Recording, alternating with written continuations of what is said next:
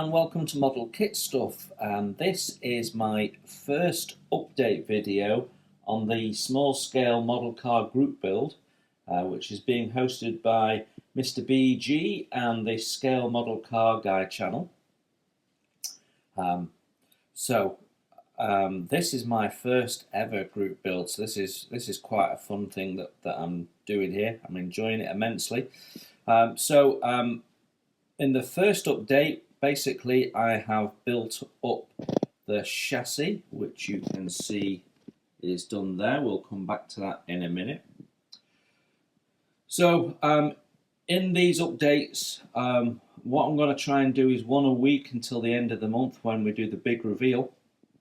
And I'm not going to concentrate on the construction, which is going to allow me to build at a quicker rate than if I was videoing it like I normally would. But we will do little snippets of video, take photographs of the progress, and focus mainly on the finishing. So if you're interested in seeing how we got to this stage, keep watching, because we're going to do some photos and a bit of video, and then when we've got through those, I will take you through what I've used to get this kit built up to this stage, and we'll take a closer look. With that, so we're going to build this. Having gone through the different paint options, I'm fairly confident that this scheme is the one I want to do. Ultimately, this is going to go on a diorama of a German street in 1939, maybe very early 1940. This is something that's going to go into a larger build at some point, but it's a great excuse to get this built now. It's a lovely looking kit. I did do a first impressions video of this in March of 2021, so if you want to have an in-depth look at this kit, go and check that out. I'll leave a link at the end of the video. So let's have a very quick look at what we get in the box. So we've got typical Miniart instructions, very detailed, quite busy. We've got a load of plastic. We've got quite a comprehensive decal sheet.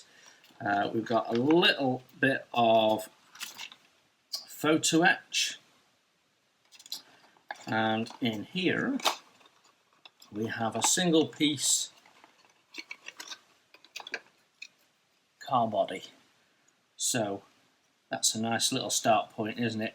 Boot doesn't open, but the doors do, and the bonnet, or the hood if you're American, does. So yeah, there we have it. 212 parts in there. I guess some of them are optionals, but what I want to do first is just build up the sub-assemblies and get it ready for paint. So let's crack on with that. So actually my first step in this build is just to divide up the instructions. There's lots of steps there, but the steps are not separated off. So you've got multiple steps on one page, and just for ease of viewing, I'm going to just divide these steps up a little bit so that when I'm looking at it, I just find it a little bit easier to focus on the job at hand. I'm not quite sure why, but just having the lines in means that I focus within the box, whereas on this page it almost looks a little bit overwhelming. So just dividing it up, I find, is just a handy little trick to keep my sanity. So it has all been primed in black.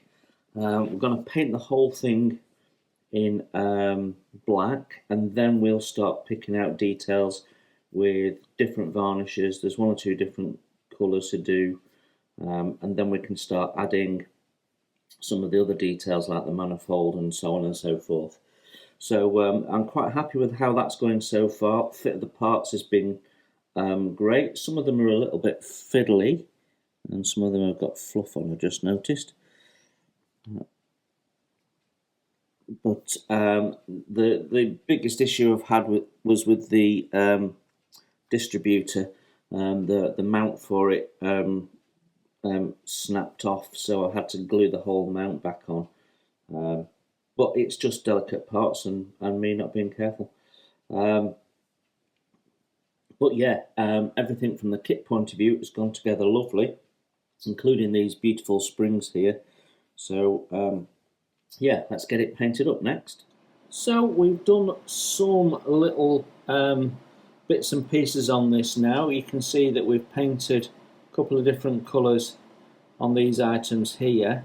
What you can't see perhaps quite so clearly is that I have painted the little rubbers in a slightly different colour. The same with the hoses and the timing belt is also in Panzer Grey. And in the background here you'll see that we've got manifolds been done in the base colour, which was a mix of German camouflage brown, a touch of Hull red and a touch of orange brown, and that's ready for some weathering. So before I do the weathering on the engine, which I want to do before I add more parts around that, I want to just do some varnishes. So there's some things that are going to be more shiny than others. The frame needs to be gloss.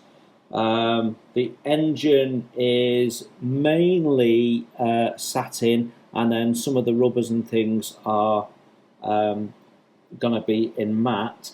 And then we'll start weathering, and I'm going to primarily use weathering powders, maybe some pastels for the weathering of all this, and then we'll start adding some more components onto it. So yeah. So in this series of videos I'm going to focus on the finishing rather than how the model gets built up, or the painting particularly.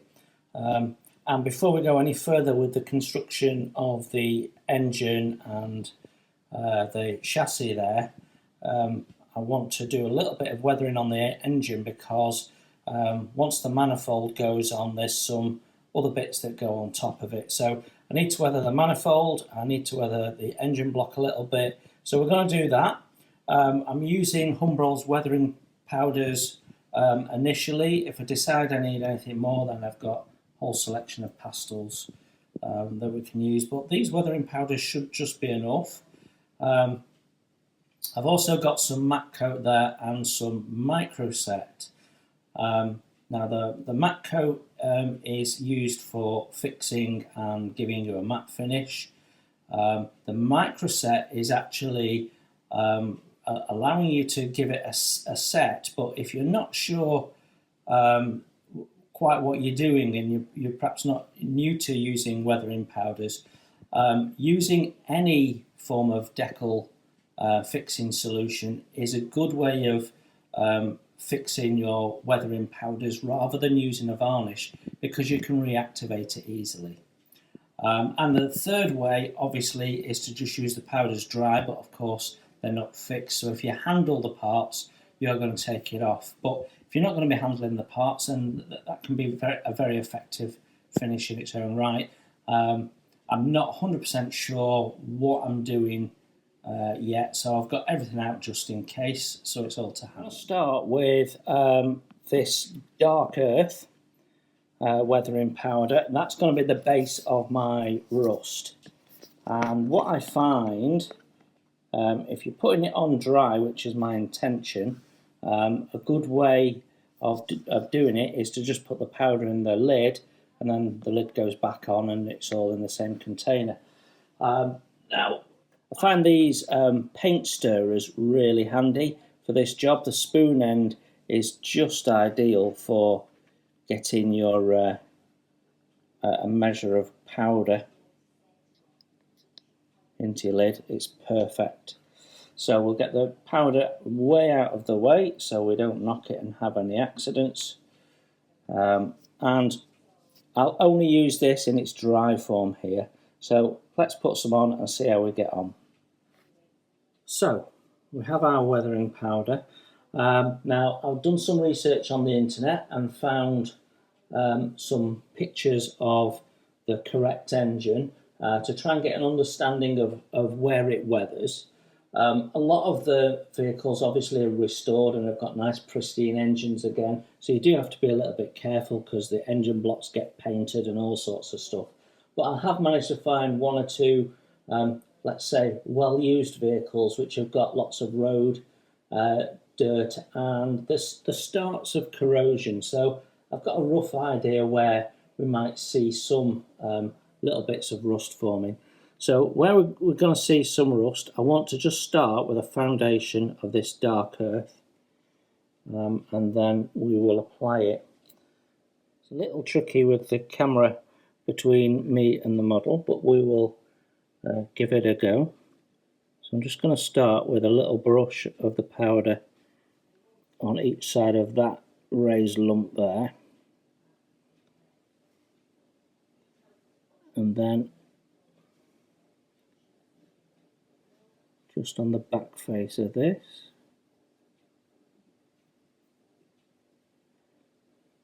Now at this stage we're just applying it, we're not going to take anything off at this moment in time. We can get a little bit of rust around the back edge of that.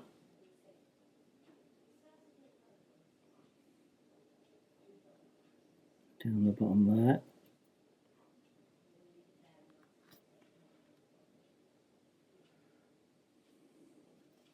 I'm going to turn her around.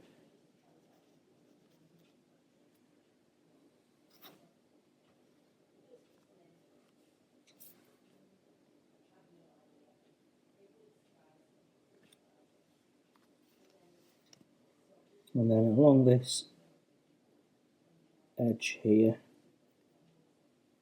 So all I'm doing is dabbing the brush in the powder and applying it on. Nothing more. I'm not working the bristles in or anything, just lightly dabbing it on.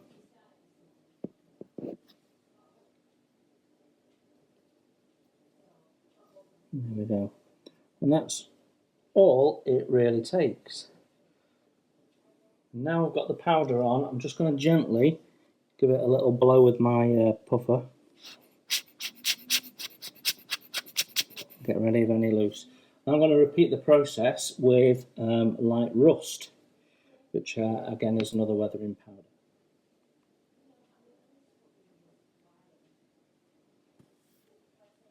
And I'm just going to go back over the same areas with this light rust.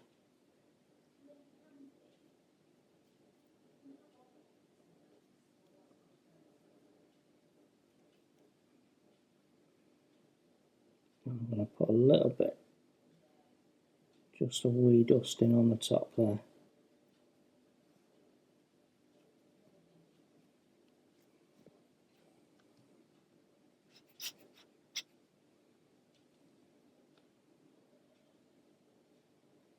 Okay, that looks okay. Let's just turn it around and do the other side.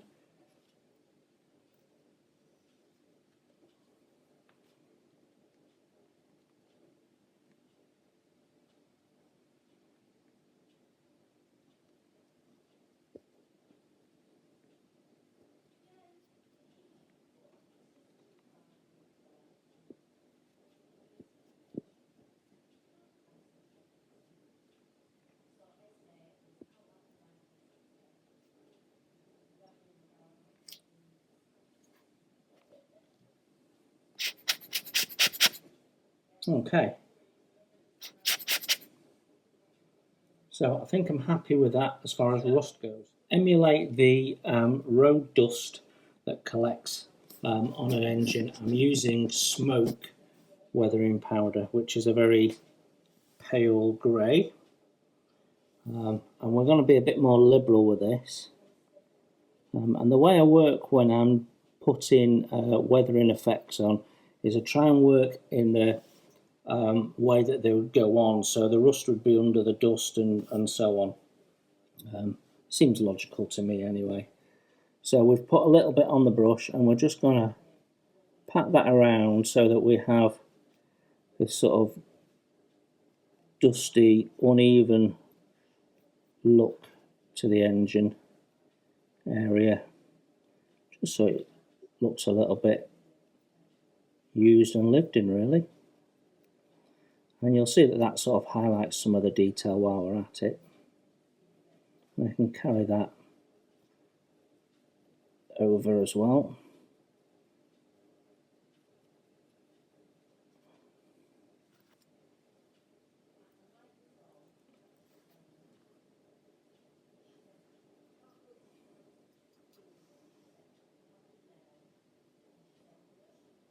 Going a little heavier on the areas where it might collect, and I'm trying to be a little bit irregular as well.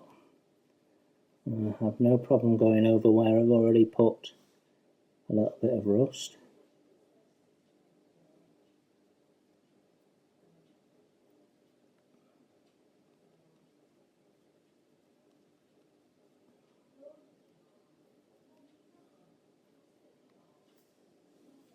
And I mustn't ignore the front, even though it won't be as well seen. So on the top areas where it can collect, where the fan might push it around. There we go. So this is the most basic way of doing weathering powders, but I think it can look quite effective.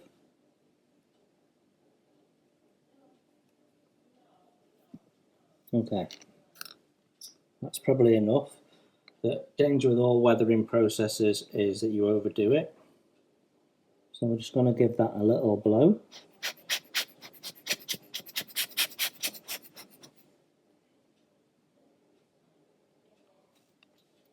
There we have one used, lived-in engine. Okay, so I'm quite happy with that. So the next thing we need to do is the manifolds.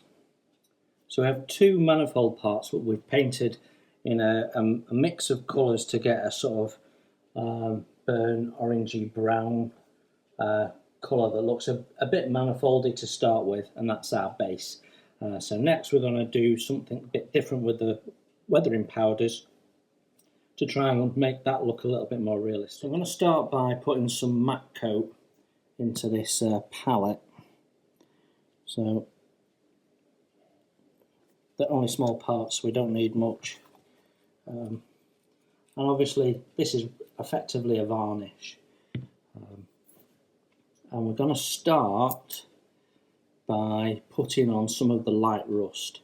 So just as we did before, we'll take a small amount using our paint stirrer.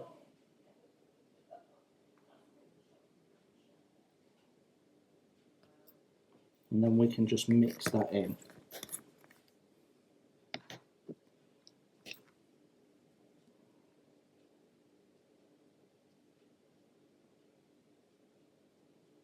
So rather than using a brush to apply it this time, I'm going to use a cocktail stick. And we're just going to put a little bit on the stick, and then we're going to dab it on the part. So let's get a part. And we're just going to dab it on sort of randomly.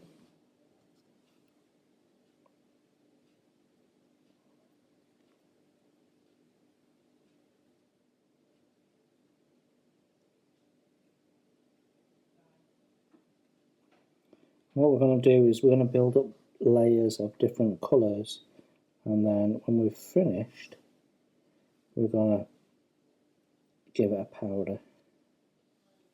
Okay, that is the first layer on, and right now it doesn't look particularly great, but like I say, we're building layers up. So the next thing I want to do is just change that colour a little bit. So we're going to add a little bit of dark earth to this now.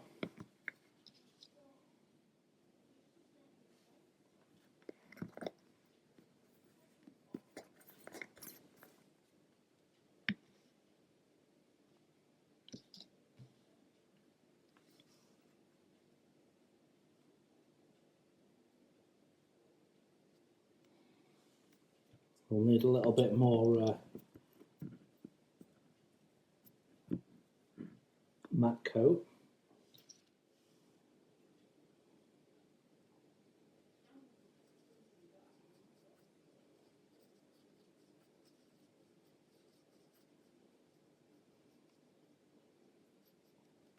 And you can just mess around with the colour until you've got what you're looking for.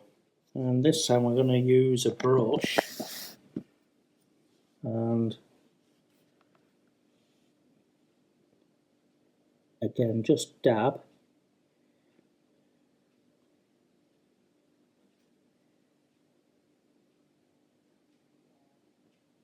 Again, try not to overdo it, but that just gives us a little bit of more underneath shading, I think.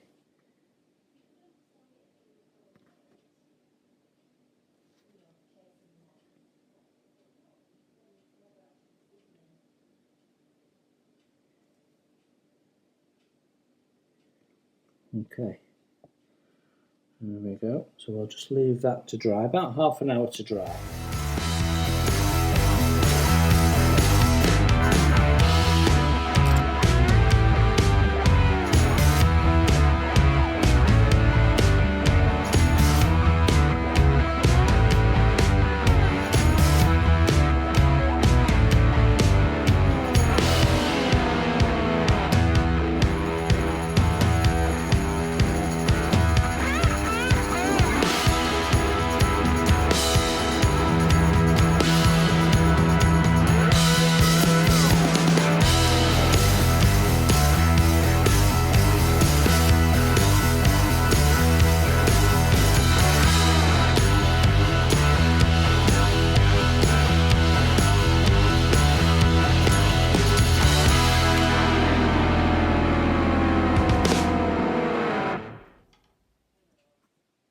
I think I'm quite happy with that.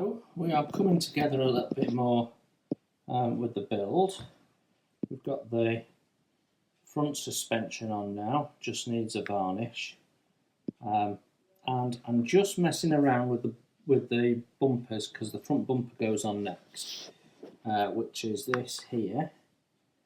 I'm quite pleased with that. So that is some chrome foil. Now, I bought this ages ago. It's called Bare Metal, and clearly it's aimed at cars, and they've done a better job than I have. But I've only ever used it. I've never used it on a car. I've only ever used it for aircraft landing gear. So the Bare Metal foil is self-adhesive foil, so we don't have to mess around with glue or anything like that, and it's surprisingly thicker than you might imagine. But anyway, let's so my process is to start by putting it right on the top. I'm going to take this out of the peg now, just because it's easier to handle, and then just going to gently press it down across the top to form the shape. And then I'm using the end of a pencil, the eraser bit, to just press down and smooth the foil down. I have to be really careful because it's quite a delicate part. It's on this sort of springy bit of plastic and I don't want to break it.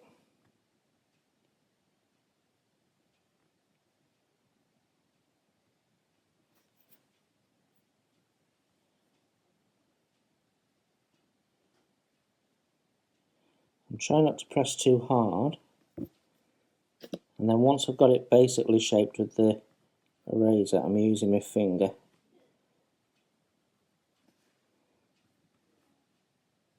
And now we can sort of work that round over to this side.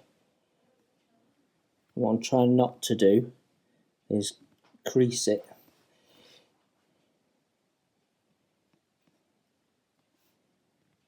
There we go.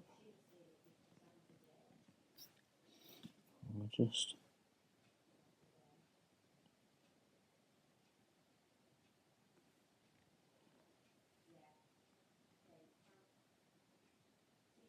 we go. It's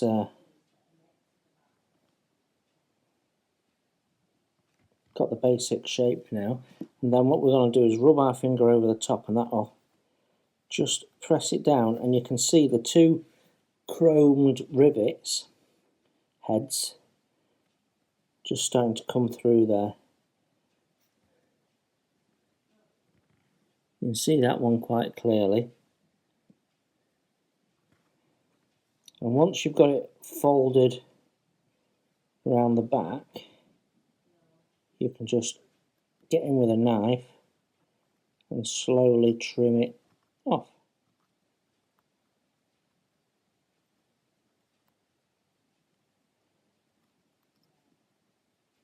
Simple as that.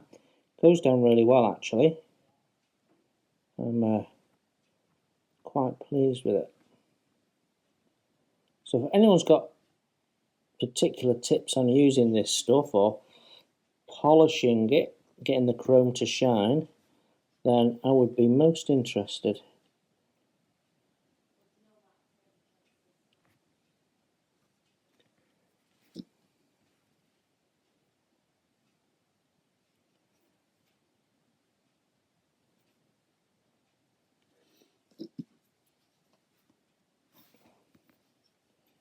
I'm just going to go around from this side now.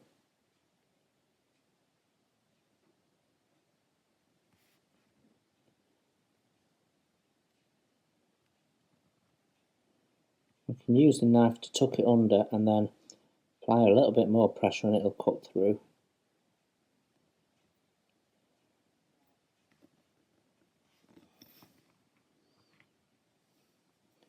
So we're definitely getting there.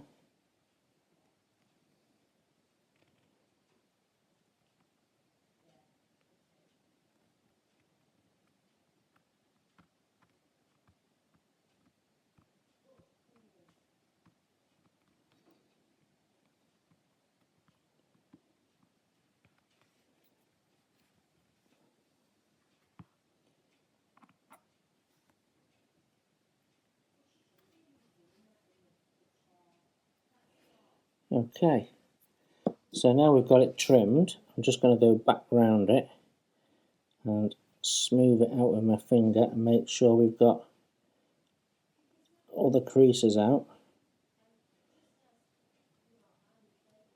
There we go.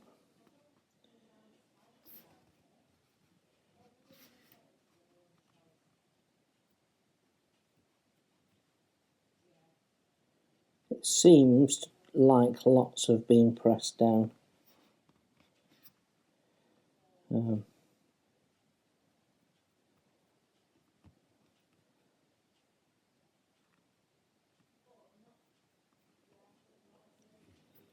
So there we have it. Two chromed bumpers. I think they look really good. Better than I could have done painting them, that is for sure. So I'm happy with those. And we'll do the same with the back, and we might do it with the radiator grille as well. Lovely. So let's take a closer look. We have the engine fully built up, and you can see we've weathered it, and that looks really quite cool. I'm quite happy with that. The exhaust, it changes colour at the manifold collector. Now there's some more weathering to be done on the exhaust, but that'll come later on, possibly in the next stage, I don't know. It might be at the end when I do the final weathering. The springs are a real highlight. I love the springs. The exhaust has gone on ever so slightly crooked, so we'll have a look at what that looks like when the body goes on, but it looks like she's reversed into a post to me. Yeah, so let's just turn her around. The bumpers at the front have been done with that bare metal foil and look so good. You can see the shine coming off them. and the leaf spring suspension there. Yeah, and then we spin her around again.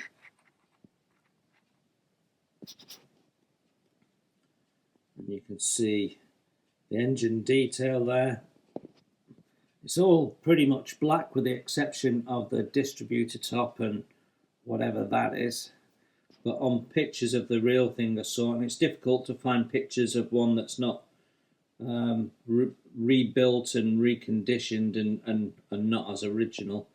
But I did find a couple, and they all had that sort of yellowy brown top on it. And there's a lead that should go to that. I'm not sure if I'm going to put the leads on or not. We'll see how time goes. And then you can see the drive shaft there.